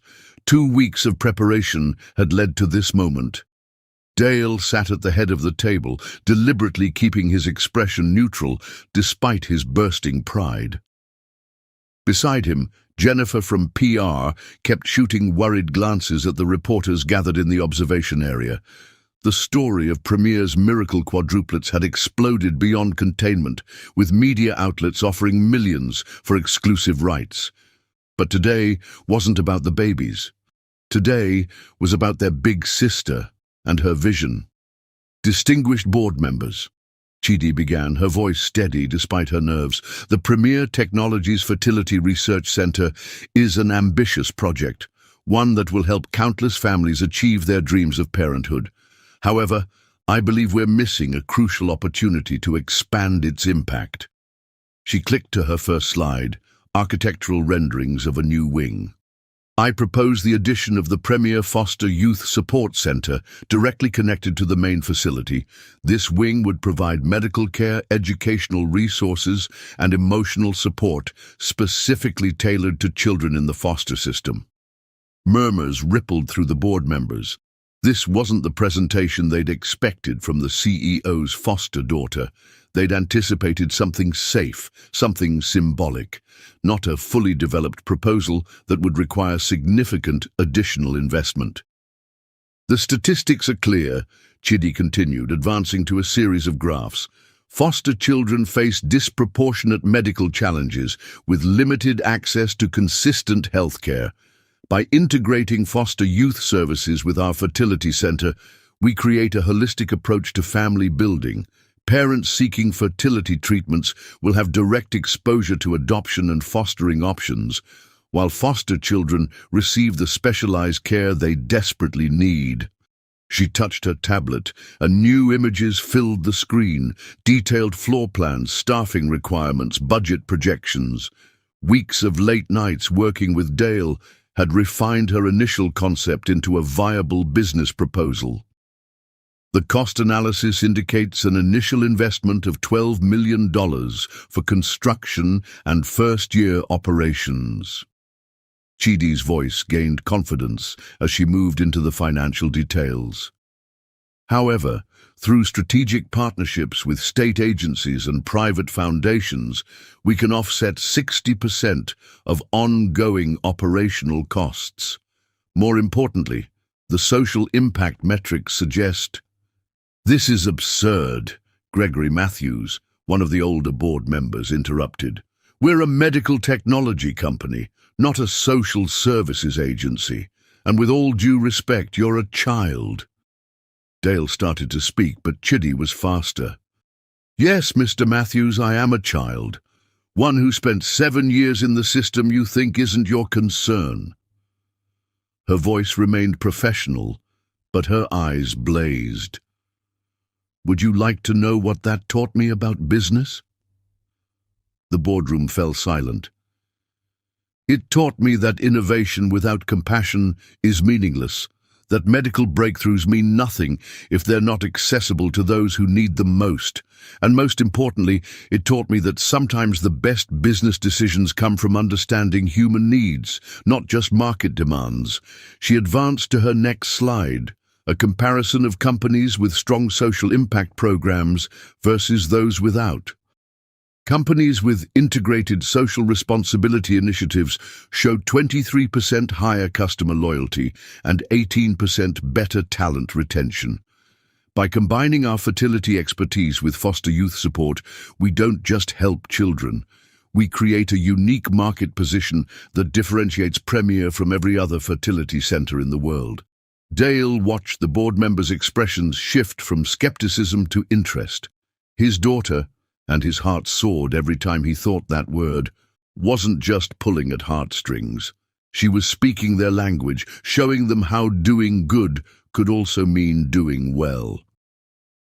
The foster care system is broken, Chidi continued. I know because I lived it. But Premier has a unique opportunity to create something revolutionary. Imagine prospective parents coming here not just for fertility treatments, but for comprehensive family-building support. Imagine foster children receiving world-class medical care while being exposed to positive adult role models in a professional environment. She clicked to her final slide, a rendering of the completed center at sunset, its windows glowing with warm light. This isn't just about adding a wing to a building. It's about expanding our definition of what family can mean. It's about creating a legacy that goes beyond medical breakthroughs to touch lives that might otherwise be forgotten. The room was absolutely silent when she finished. Even the reporters, had stopped taking notes, caught up in the power of her presentation. Finally, Catherine Chen, the board's senior member, spoke. The financial projections seem solid, but the staffing requirements are intensive. How do you propose we handle specialized pediatric care alongside our fertility services? Chidi smiled. I'm glad you asked. She pulled up a new slide. I've already discussed this with Dr. Mitchell. By integrating pediatric rotations from Seattle Children's Hospital, we create a training opportunity for medical residents while ensuring comprehensive care. Additionally, ... For the next hour, she fielded questions with a composure that made Dale's chest tight with emotion. Every challenge was met with carefully researched answers. Every concern was addressed with practical solutions. When the last question had been answered, Catherine Chen looked at Dale. I move to approve the initial funding for feasibility studies and detailed architectural planning. Seconded, came another voice, then another. The vote was unanimous. As the boardroom emptied, reporters clamoring for comments, Chidi finally allowed herself to relax. Dale pulled her into a fierce hug. Your mother would be so proud, he whispered, meaning both Bethany and Sarah. Do you think... Chidi hesitated. Do you think we can really help them? The other kids like me? Dale looked at his daughter, this brilliant, wounded, healing girl who had turned her pain into purpose. I think you already have. This center, this vision, it's going to change lives. Speaking of changing lives, Jennifer interrupted apologetically, Good Morning America wants an exclusive on the Quadruplets story. They're offering... No, Chidi said firmly. Mom needs rest, not cameras. The baby's story is private. But, she straightened her shoulders, I'll do an interview about the foster care center, if that helps. Dale watched in amazement as his 13-year-old daughter calmly negotiated terms with his PR director. Gone was the withdrawn girl from the group home. In her place stood a young woman who had found her voice and her purpose. Later, in Bethany's hospital room, they celebrated with contraband chocolate cake while watching the local news coverage. My brilliant girl, Bethany beamed as Chidi showed her the approved plans. You're going to help so many children. Our brilliant girl, Dale corrected, earning a smile from Chidi that lit up the room. The babies chose that moment to make their presence known, kicking in what felt like synchronized approval. Chidi immediately began documenting their movements in her ever-present notebook. Maya started it, she noted professionally. She always leads the dance party. As Dale watched his daughter record their miracle baby's movements while discussing architectural plans with Bethany, he marveled at how love could transform everything it touched. Wellington's last attempt at revenge, revealing Chidi's existence, had backfired spectacularly. Instead of destroying their happiness, it had completed their family in ways none of them could have imagined. Because sometimes the greatest legacies aren't built with bricks and mortar, but with courage and compassion and the determination to turn pain into purpose. And sometimes, the most powerful force for change isn't money or influence or medical breakthroughs. It's the heart of a child who refuses to let others suffer as she did. It's the love of a family forged in fire and faith. It's the simple, world-changing truth that every life has value, every story matters, and every child deserves a chance to build their own legacy of love. Chapter 10. Final Battle. At 30 weeks, Bethany's body began to surrender. The monitors in her hospital room played a symphony of urgent alerts as her blood pressure spiked dangerously high. Dr. Mitchell had moved her to the ICU, where machines tracked every breath, every heartbeat, both hers and the baby's. Dale hadn't left the hospital in 3 days. He ran Premier Technologies from a makeshift office in the corner of Bethany's room, his empire managed between beeping monitors and whispered medical consultations. Dark circles shadowed his eyes, his usual impeccable appearance replaced by wrinkled dress shirts and uncombed hair. Chidi had converted the ICU waiting room into a study hall, her textbooks spread across 3 chairs, while she alternated between homework and reviewing medical journals. She'd recruited a rotation of medical students to help her research similar cases, promising them recommendations from Dale in exchange for their expertise. "Her protein levels are rising again," Chidi announced quietly, studying the latest lab results. She'd learned to read medical charts faster than some residents, her scientific mind focused entirely on understanding her mother's condition. Dale looked up from his laptop, where he'd been on a video call with his board. "How bad?" "Bad enough that Dr. Mitchell ordered hourly monitoring." Chidi's voice was clinical, but her hands shook as she updated her charts. "The preeclampsia is getting worse." They both looked at Bethany, who lay still against white sheets, her skin almost as pale as the hospital linens. Medication kept her sedated to prevent seizures, but occasionally her fingers would twitch, searching for something or someone. "The babies are stable," Chidi continued, because focusing on data helped her stay strong. "Their heart rates are maintaining good variability. Maya's still the most active, but even she's quieter today. It's like they know to conserve their energy." Dale saved his work and closed his laptop, moving to sit beside his daughter. "What do your research students say?" Katie found 3 cases of successful quadruplet deliveries with severe preeclampsia, all between 30 and 32 weeks. James is reviewing a paper about new treatment protocols, and Michael, she hesitated. Michael is looking into survival rates. "Hey," Dale turned her chair to face him. "Your mum is the strongest person I know, and those babies? They're fighters, just like their big sister." Chidi's composure cracked slightly. "The statistics." "Sometimes love is stronger than statistics," Dale interrupted gently. "You taught me that." Before she could respond, one of the monitors began screaming. Bethany's blood pressure was climbing again, despite the medication dripping steadily into her IV. Medical staff flooded the room, their voices overlapping with urgent commands. Dale and Chidi were pushed toward the door, but not before they saw Bethany's body arch with a seizure. "No," Chidi whispered, her scientific detachment shattering. "Mom!" Dale held her back as doctors worked, his own heart threatening to stop at the sight of Bethany convulsing. Through the chaos, they heard Dr. Mitchell's voice. "We need to deliver. Now." "It's too early," Chidi protested.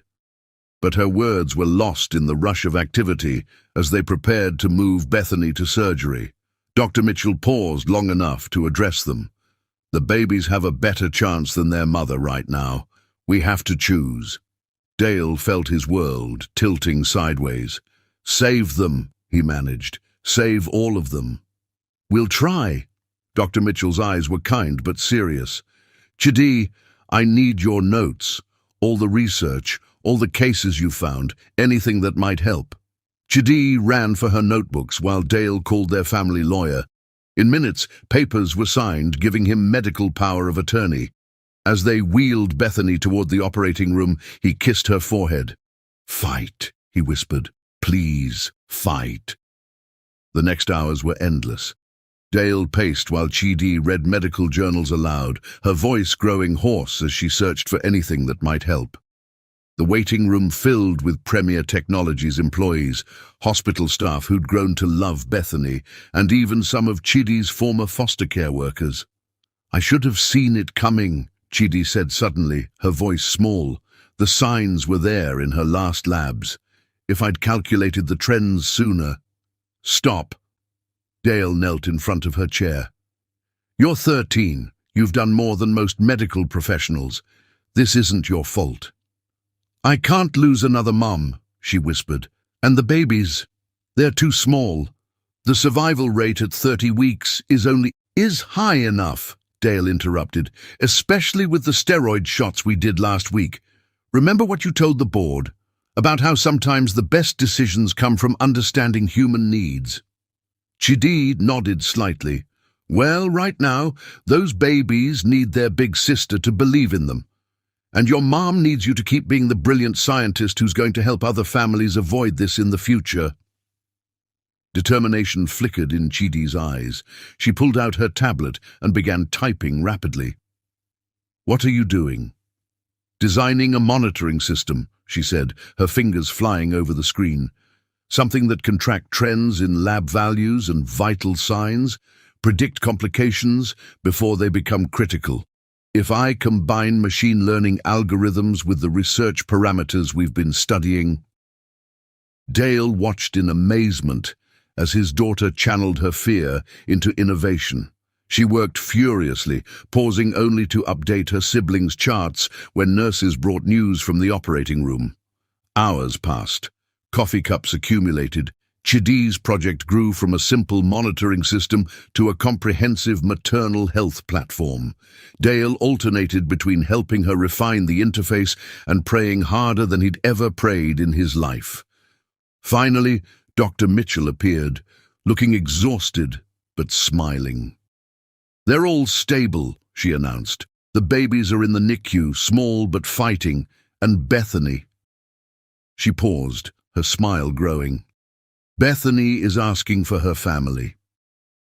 The relief was so intense that Dale's legs nearly gave out. Chidi launched herself into his arms, her tablet clattering forgotten to the floor. "She's really okay?" Chidi asked, her voice breaking. "All of them?" "Come see for yourself," Dr. Mitchell said. "The nurses are already taking bets on which baby is going to be the first to break out of their incubator. Apparently, Maya's heart rate increases every time someone mentions her sister's name." They followed her through the quiet hospital corridors, first to the NICU, where 4 tiny miracles fought their first battle with their mother's determination. Then to recovery, where Bethany lay pale but alive, her smile tired but radiant. "My scientists," she whispered as they entered. "Did you solve all the world's medical problems while I was away?" "Just some of them," Chidi said, carefully hugging her. "I invented a new monitoring system, and I may have accidentally designed an app for tracking multiple birth pregnancies, and possibly reorganized the NICU protocols based on statistical analysis of outcome data." "Of course you did!" Bethany's laugh was weak but real. "And you?" she asked Dale. "I just loved you," he said simply. "All of you." "That's enough," Bethany murmured as her eyes drifted closed. "That's everything." They sat with her through the night, Chidi curled in the recliner while Dale held Bethany's hand. Every hour, nurses brought updates from the NICU.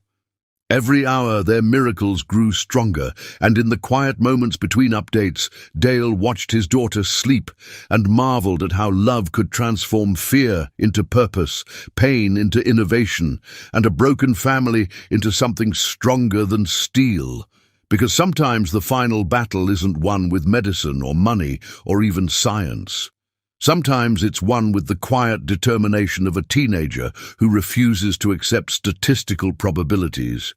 Sometimes it's won with the unwavering faith of a father who believes in impossible things.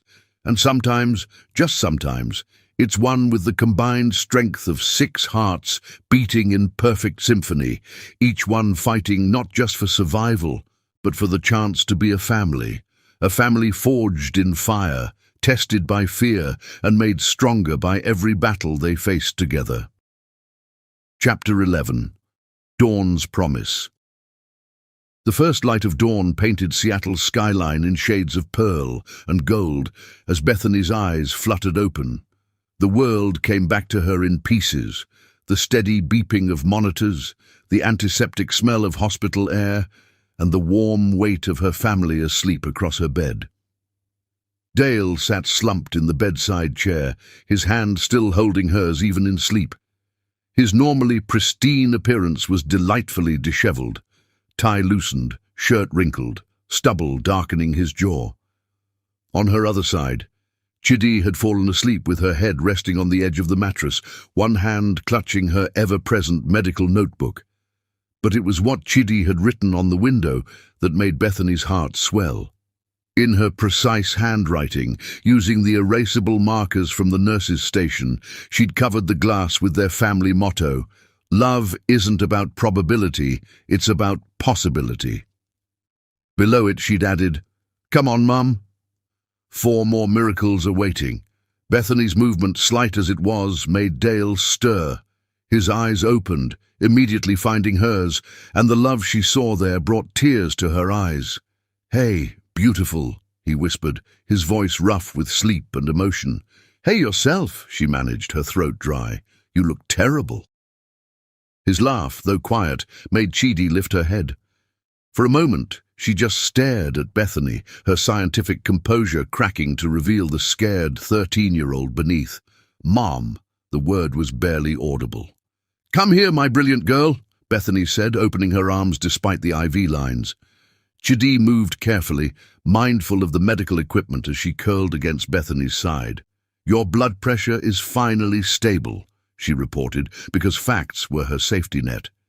"The new medication protocol is working, and the babies are perfect," Dale finished. "Small but mighty, just like their big sister." Bethany touched Chidi's cheek, wiping away tears the teenager was trying to hide. "Tell me everything I missed, and don't skip the scientific details. I know you've probably revolutionized maternal health care while I was sleeping." Pride briefly overcame emotion in Chidi's eyes. "I designed a new monitoring system. The hospital's tech department is already reviewing it. And I organized all the research on quadruplet pregnancies with severe preeclampsia. There were only 14 documented cases worldwide, but I found patterns in the treatment protocols that could help future cases." "Of course you did," Bethany smiled, then noticed the dark circles under her daughter's eyes. "Have you slept at all?" "She power-napped between research sessions," Dale said, "and somehow managed to keep Premier running while I was falling apart. The board actually called her for advice yesterday. They just needed clarification on the foster care wing specifications," Chidi mumbled, but her cheeks flushed with pleasure. A nurse appeared with Bethany's morning medications, smiling at the family tableau. "Dr. Mitchell will be here soon for rounds, and the NICU sent new photos of the quads. Would you like to see?" "Please," Bethany breathed, and moments later she was looking at 4 tiny fighters in their incubators. Each baby had a handmade name card, decorated with chemical formulas. Chidi's work, obviously. "Maya's the strongest," Chidi reported, pointing to one of the photos. "She keeps setting off the monitors because she's too active. Mia's quieter, but her oxygen levels are perfect. The boys are exactly the same size. I've been tracking their measurements down to the millimeter." "Our little scientists in training," Dale chuckled. "Well, Mason definitely takes after Dad. He gets cranky during shift changes, just like you in board meetings." Chidi's teasing made Dale clutch his chest in mock offense. "And Marcus has Mum's steady heart rate, even during procedures." Bethany studied the photos, memorizing every tiny detail of her baby's faces. "They're so small," she whispered. "But fierce," Chidi assured her. "The NICU nurses say they've never seen preemie quads so determined." "Maya actually grabbed the doctor's finger yesterday. Her grip strength is already above average for her gestational age." "I need to see them." Bethany started to sit up, but both Dale and Chidi gently pressed her back. "Soon," Dale promised, "but you need to get stronger first. Doctor's orders." "And my orders," Chidi added firmly. "I've calculated the optimal recovery timeline based on your lab values and vital signs. If you follow the protocol exactly, you can visit the NICU in approximately 72 hours. Bethany couldn't help laughing at her daughter's serious expression. "Have you created a spreadsheet for my recovery too?" 3 spreadsheets, 2 monitoring charts, and a probability matrix for different rehabilitation scenarios, Chidi admitted. "The nurses helped." "Speaking of help," Dale interjected, "your fan club has taken over the waiting room. The entire pediatric nursing staff, half of Premier's executives, and I'm pretty sure the hospital board chairman has been sleeping in his office to stay close. And my research students brought more journals, Chidi added. We're expanding the literature review to include international cases. Did you know there's a fascinating study from Singapore about maternal fetal monitoring in multiple births? Bethany listened as her daughter excitedly explained the research, while Dale ordered breakfast and fielded messages from well-wishers. The sunrise painted her family in gentle light, transforming the sterile hospital room into something sacred. A soft knock interrupted Chidi's scientific discourse. Dr. Mitchell entered, beaming at seeing her patient awake and alert. "Someone's been asking for their mother," she said, wheeling in a tablet displaying a live feed from the NICU. "Ready to say good morning to your miracles?" The image showed all 4 babies, their tiny forms moving slightly in their incubators. As they watched, Maya kicked her foot, setting off a chain reaction as her siblings stirred in response. "They do that all the time," Chidi explained excitedly. "I've been documenting their synchronized movements. The statistical probability of such coordinated behavior at this developmental stage is incredibly low, but they consistently demonstrate." She stopped as Bethany pulled her closer, pressing a kiss to her forehead. "Never change, my beautiful scientist." The baby's vital signs actually improve when Chidi reads to them, Dr. Mitchell shared. "She's been doing medical journal club in the NICU. I think we have 4 future doctors on our hands." "5, Dale corrected, squeezing Chidi's shoulder. "Our oldest is already revolutionizing maternal health care." Chidi ducked her head, but not before they saw her pleased smile. She turned back to the NICU feed, automatically checking the monitors visible in the background. "Everything looks perfect," she assured Bethany. "Their parameters are all within optimal ranges. Maya's being a show-off as usual. See how her heart rate elevates when she knows we're watching. And look, Mia's responding to her sister's activity. The boys are sleeping through it all, just like Dad in morning meetings." "I do not sleep in meetings," Dale protested. "Your quarterly projections presentation." Chidi raised an eyebrow. "I have photographic evidence." Their gentle bickering washed over Bethany like a healing balm. This was her family, brilliant, caring, slightly crazy, and absolutely perfect. They had faced impossible odds and emerged stronger. They had turned medical crisis into hope for future families. They had forged bonds that transcended blood and genetics and probability.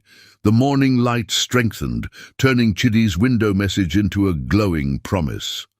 Love isn't about probability, it's about possibility. And they were living proof that sometimes the most beautiful possibilities came disguised as statistical impossibilities. 4 tiny miracles in the NICU, 1 brilliant teenager who turned fear into scientific innovation, and 2 parents who had found each other against all odds. They were writing their own story, one that defied medical textbooks and exceeded every expectation. Dawn had never looked more promising. Chapter 12. Miracles Times 4. The delivery room at Seattle's finest hospital became holy ground on a rain-washed Tuesday morning. Prayer and science merged as machines tracked 4 tiny heartbeats and 1 mother's courage. Bethany lay still against white sheets, her face serene despite the controlled chaos around her. Dale stood at her head, one hand gripping hers, while the other smoothed back her hair. "They're ready, Doctor," Mitchell announced from behind her surgical mask. "Bethany, on the next contraction." Chidi watched from her carefully negotiated position near the monitors, wearing personalized scrubs with "Big Sister" embroidered over the heart. A gift from the hospital staff, who had come to love the teenage scientist, who could read medical charts faster than some residents. Her tablet was ready to document every moment, but for once, the scientist in her took a back seat to the daughter watching her family's miracle unfold. Maya announced her arrival with a cry that woke the entire floor. strong, demanding, unmistakably ready to take on the world. Just like in the ultrasounds, Chidi noted with tears in her eyes, always leading the way. Mia followed moments later, her tiny hand somehow finding her sisters in their first seconds of life. The gesture made even the most seasoned nurses pause in wonder. The sisters who had shared every moment of their journey weren't about to stop now. Mason and Marcus arrived together, their synchronized heartbeats never faltering through the whole process.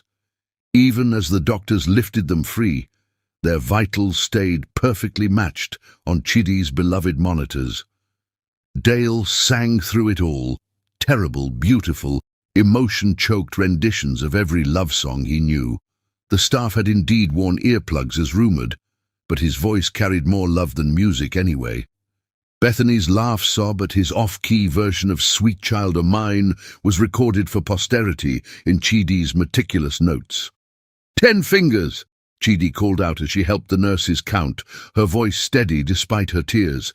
10 toes, 100% perfect.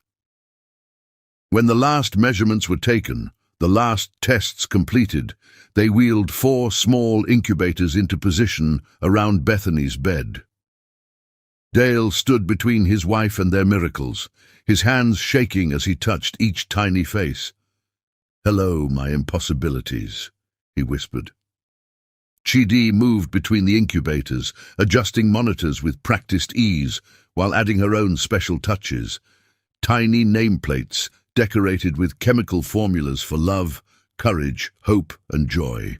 Each baby had their elements carefully chosen based on their personalities in utero. "Maya's formula has the most reactive elements," she explained to the nurses, "while Mia's combines stability and grace. The boys share complementary electron patterns, just like their synchronized hearts."